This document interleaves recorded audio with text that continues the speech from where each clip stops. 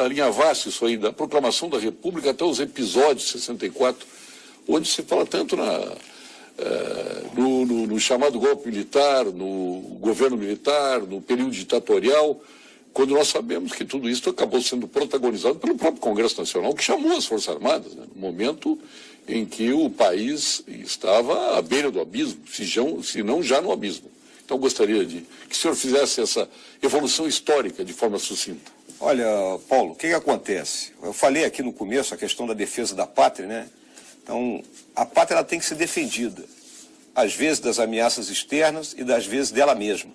O Exército, no século XX, ele enfrentou por 3 vezes a tentativa do movimento comunista internacional de se assenhorar e implantar aqui no país um regime que não era o que nós desejávamos.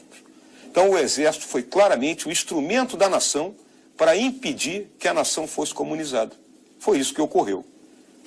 Tivemos 20 anos de governos, digamos, autoritários, porque qualificar de ditadura eu acho forte, né? E ouso aqui dizer que as mesmas pessoas que chamam os presidentes militares de ditadores chamam Fidel Castro de presidente. Então, eu acho complicado isso.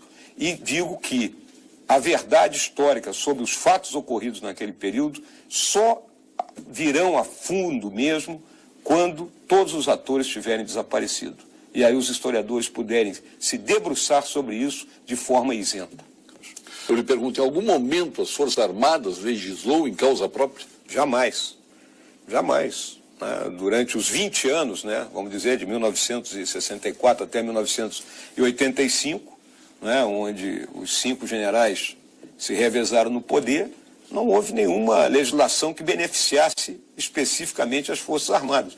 Não tivemos aumentos extraordinários de vencimentos, não tivemos investimentos vultosos para, né, a mudança e a melhoria das nossos quartéis, de nossas residências, né, de compras vultosas de material, de armamento, nada.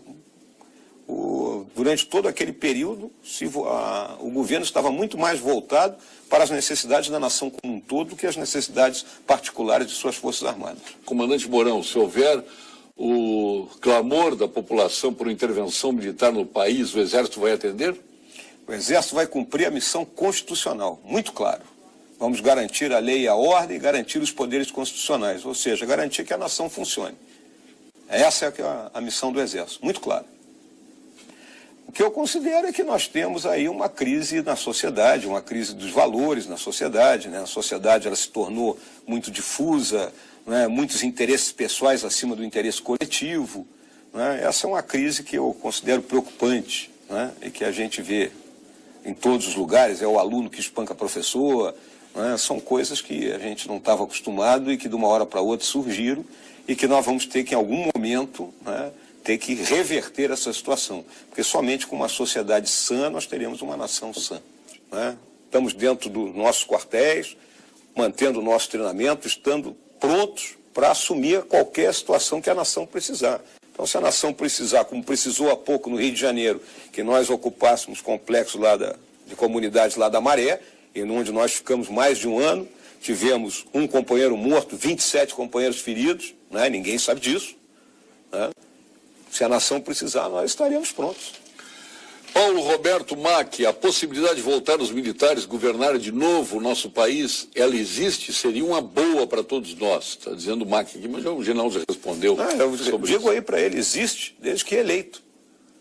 Falta ainda para as Forças Armadas assumir o comando no Brasil. Está respondido. Sermos eleitos. Já está respondido. Deixa eu ver, mas... General Mourão, boa noite. Como o senhor vê as pessoas que na época da ditadura eram consideradas criminosas, hoje estão no poder? Valério Vasconcelos Machado. Lembro sempre da palavra de Caxias, da anistia. Os brasileiros todos voltaram a se unir após 1979. Os que estão no poder conquistaram esse espaço eleitos pelo povo. Democraticamente. Democraticamente. Boa noite, Paulo. Na opinião do general, o que deve ser realizado para minimizar estes fatores para menor sofrimento à população e que medidas o Exército Brasileiro pode contribuir com a mudança que todos esperamos? Grande abraço, Jailson Amaral. Essa é uma pergunta, fazer uma dissertação, né? Na realidade, tem que haver um planejamento de modo que a gente consiga sair da crise econômica. Uma vez saindo da crise econômica, né? Vamos lembrar sempre, não sei se era o Clinton que era atribuída a frase, né? It's the economy, stupid. Né? Então, melhorando a economia, a política pode ser que consiga retornar ao seu curso normal. E o Exército, volta a falar, o Exército cumpre a missão constitucional. Lei e a ordem, poderes constitucionais estarão sempre garantidos pelo seu Exército. Nara Nonemaker, tem algum militar com a coragem dos nossos 5 presidentes militares para enfrentar a salvação do Brasil? Os que estão botando muita parede aqui. Coragem não falta.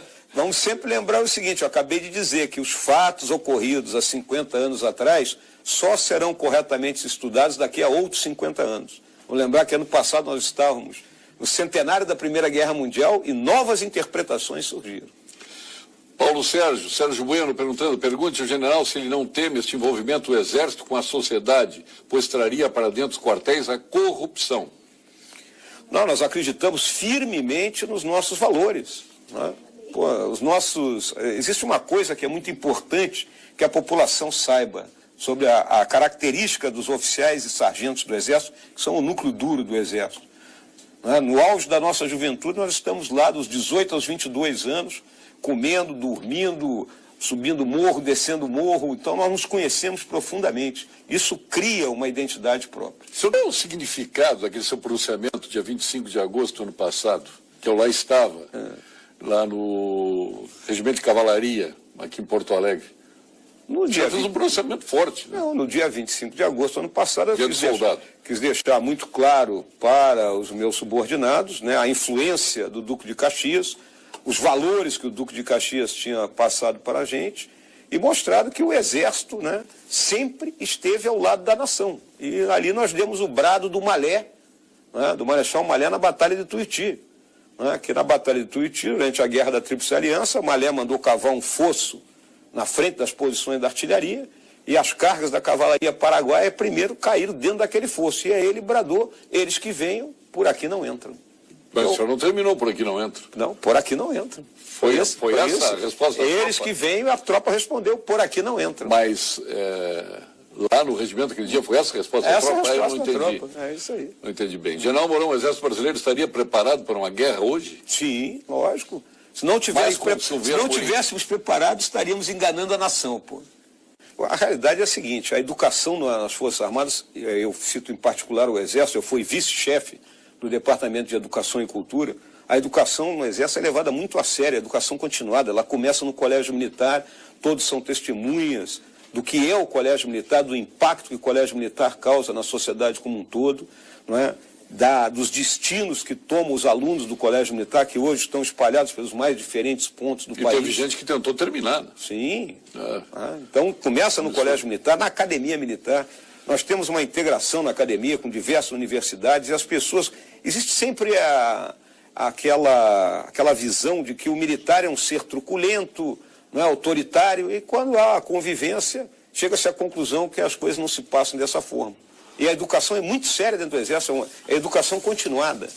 Você não para de estudar nunca. Bem, Paulo, eu agradeço mais uma vez a oportunidade, foi um programa franco, aberto, nós respondemos aqui dentro dos 2 princípios básicos da nossa instituição, da disciplina e da hierarquia, né, todos os questionamentos que foram lançados. E o que eu quero deixar como grande recado à sociedade gaúcha, né, e à sociedade brasileira que nos ouve também, é que confie no seu Exército. O seu Exército, né, ele está pronto para, como eu disse no começo, lutar e vencer as guerras que a nação tiver que travar.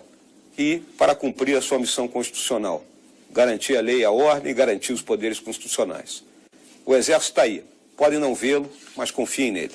Olha, então, parabéns, um grande abraço, traduza isso aos seus comandados lá, e parabéns pela dignidade e pelo orgulho que todos nós temos das Forças Armadas e por esse primeiro lugar na pesquisa encomendada pela OAB, revelado pelo IBOP. Muito obrigado, Paulo, e concluo com o brado do Comando Militar do Sul, que é o Comando Blindado do Exército. Aço!